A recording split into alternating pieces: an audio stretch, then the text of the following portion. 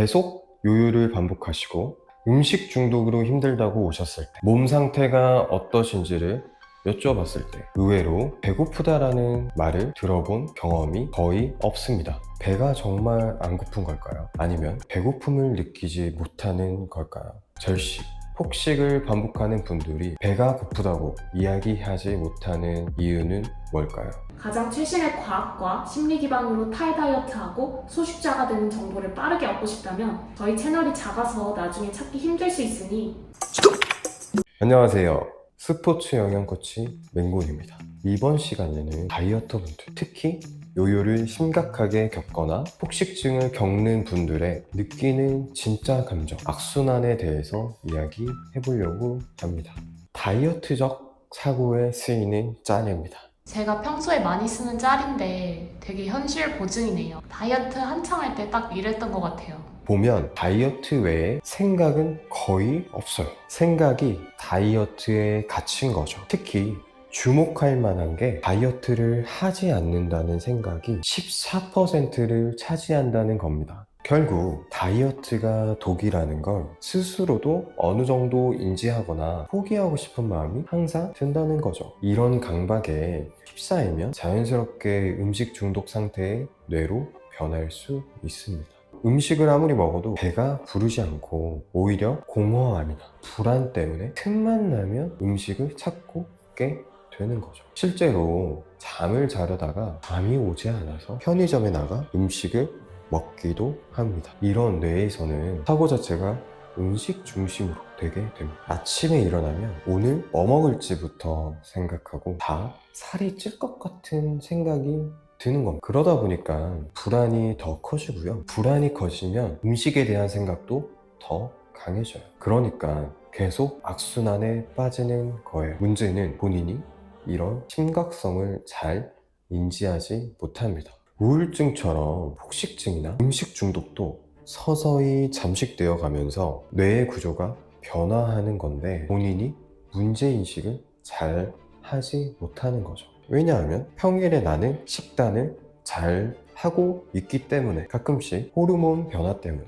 스트레스 때문에 그럴 뿐이야. 이런 이유로 대수롭지 않게 넘어가기 때문이죠. 저도 진짜 이게 일상생활에 심각하게 영향을 준다는 걸 깨닫기 전에는 제가 음식 중독이라는 걸 전혀 몰랐던 것 같아요.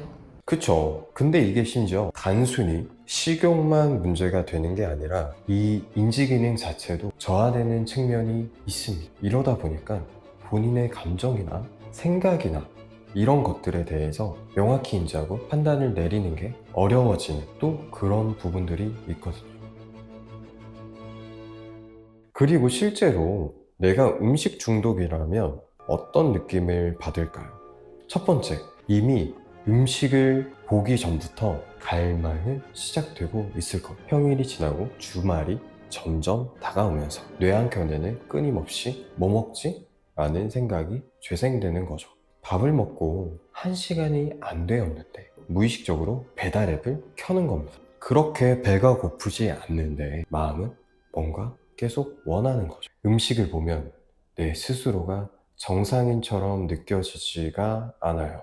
누군가는 옆에서 간식 하나를 까서 먹으면 한 입을 먹고 끝내버리는 경우가 있죠. 하지만 본인은 그 한 입이 시작 신호가 돼버리며 무의식적인 생각이 나를 지배합니다. 나도 똑같이 한 입만 먹고 싶지만 그걸로 끝낼 수 없는 거죠. 세 번째, 먹기 시작하면 멈출 수가 없습니다. 브레이크가 고장난 자동차처럼 끝없는 질주에 들어가게 되어버리는 거죠. 그래서 배고픔, 배부름이 잘 느껴지지가 않습니다. 한 입을 먹고 나서 느껴지는 음식들의 그 자극들이 어느 순간에 맛도 잘 느껴지지가 않는 거죠. 그래서 강박적으로 목으로 넘기기를 반복하게 됩니다. 배는 점점 불러오지만 내 뇌는 이미 자기 합리화를 끝내버린 거죠. 이미 먹어버린 김에 더 먹자. 오늘 어차피 망한 날이야와 같이 말이죠. 그래서 배가 찢어질 것처럼 배가 불러도 마지막 디저트까지 마무리하려고 합니다. 이렇게 먹고 나서는 어떨까요? 어느새 내 눈앞에 놓여있는 잔해물들이 보이는 거죠. 과자 봉지, 각종 포장 쓰레기들까지. 그러면서 왜 또 그랬지? 후회, 자책, 수치심까지 몰려옵니다. 그리고 무슨 생각을 할까요? 내일은 굶어야겠어. 그만큼 많은 분들이 이런 행동을 반복하고 있다는 반증이죠. 단식과 절식, 폭식이 사이클이 반복되는 거죠. 이런 식으로 우리 몸은 점점 지쳐가게 되고 마음까지 무너지게 된다면 우리는 퇴근 무렵쯤에 또는 주말이 다가오면 이와 같은 사이클을 반복하게 되는 겁니다. 이러한 현상들은 의지 부족이 절대 아닙니다. 이럴 때는 의지로 버티는 게 아니라 환경을 바꾸는 게 먼저입니다.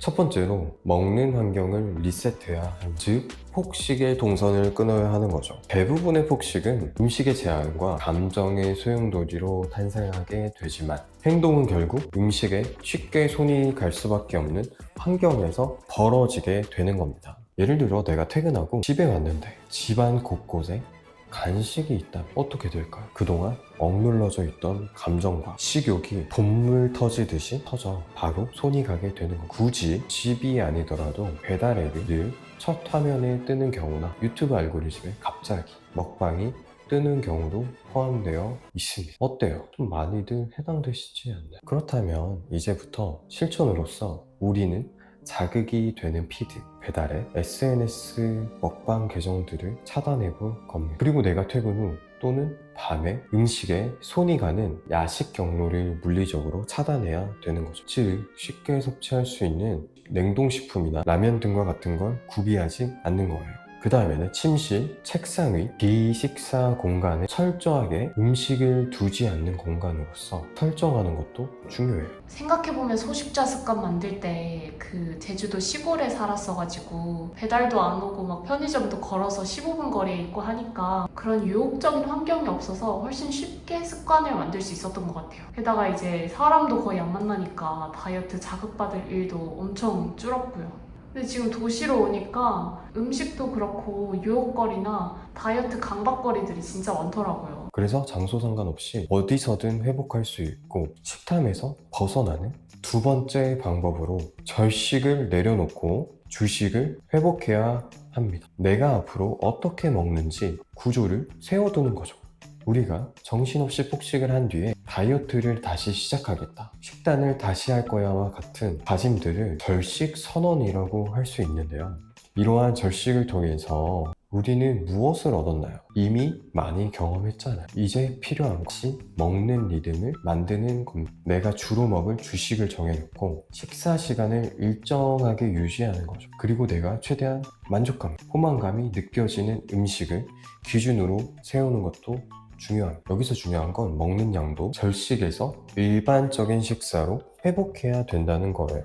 처음에 50%만 먹는다면 점점 60%, 70%, 그리고 100%까지 늘려가야 한다는 거죠. 우리는 이러한 실천법을 통해서 제대로 먹는 법을 다시 배워야 하며 이를 통해 회복의 시작을 경험하실 수 있으실 거예요. 방법 세 번째로는 감정을 무시하지 말고 돌아볼 틈을 마련하는 겁니다. 지금 꼭꼭 앱을 사용하시는 분들도 있고 아닌 분들도 계시겠죠. 꼭꼭 앱을 통해서라면 식후 감정일기를 적극적으로 활용하고 아니라면 나의 식후 감정일기를 기록하셔야 한다는 거예요.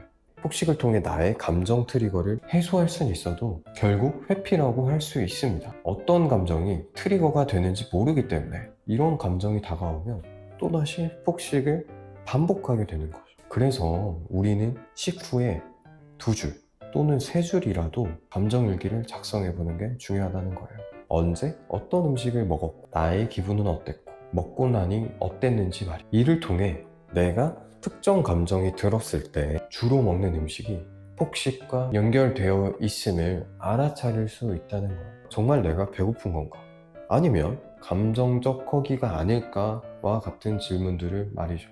그리고 마지막으로 폭식 충동이 발생할 때면 산책을 5분, 반신욕을 30분 이런 대체 루틴을 만드는 것도 매우 도움이 되실 거예요. 이런 모든 기능이 꼭꼭 앱에 들어가 있는 거죠. 우리는 지금까지 감정을 억누르고 있었을 거예요. 그렇지만 이렇게 억눌렀던 감정들은 절대 오래가지 못합니다. 우리가 이렇게 다이어트로부터 시작된 폭식 문제는 절대 의지의 문제가 아닙니다. 반복되는 절식과 제한, 반복되는 후회 속에서 우리가 정말 바뀌어야 하는 거는 식사를 하는 환경과 회피된 감정, 회복된 식사 구조, 이 세 가지를 하나하나씩 바꿔간다면 지금까지 경험했던 악순환에서 이 지긋지긋한 폭식의 굴레에 빠져나올 수 있다는 걸 깨닫게 되실 거예요. 그렇다면 우리가 어떻게 의지가 아닌 이 환경과 습관을 바꿔서 실제로 무의식적으로 살찌지 않는 뇌를 만들 수 있는지 궁금하시다면 이 영상에서 확인해주세요.